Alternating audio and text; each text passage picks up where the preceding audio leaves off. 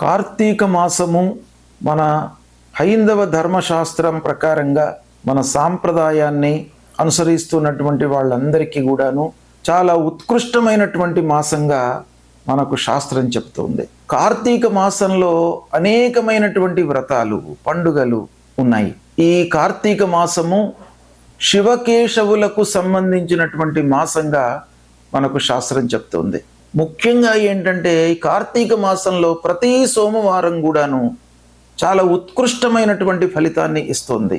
ప్రతి సోమవారం రోజున ఎవరైతే శివార్చన చేస్తారో వాళ్లకు అక్షయమైనటువంటి ఫలితం వస్తుంది అని మనకు శాస్త్రం చెప్తుంది. కనుక ప్రతి సోమవారం రోజున శివాలయానికి వెళ్ళి అభిషేకం చేసి బిల్వార్చన చేసి, ఎక్కువగా మీరు శివుడికి చేయవలసినటువంటి అవసరం ఏమీ లేదు.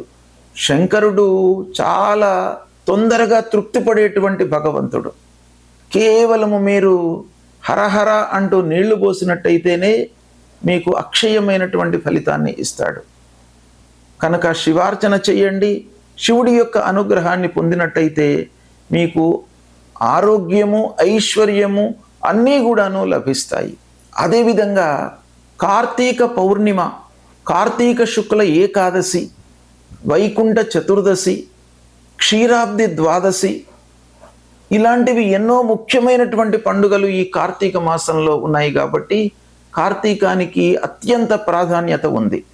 కనుక ఈ కార్తీక మాసంలో ముఖ్యంగా స్నానము, దానము, పూజ, దీపము, వీటికి ప్రాధాన్యత ఉంది. కాబట్టి ప్రతి వాళ్ళు కూడాను ఉదయాత్పూర్వము లేచి స్నానం ఆచరించి తర్వాత దేవతార్చన చేసినట్టయితే మీకు అఖండమైనటువంటి పుణ్యప్రదము కలుగుతుంది.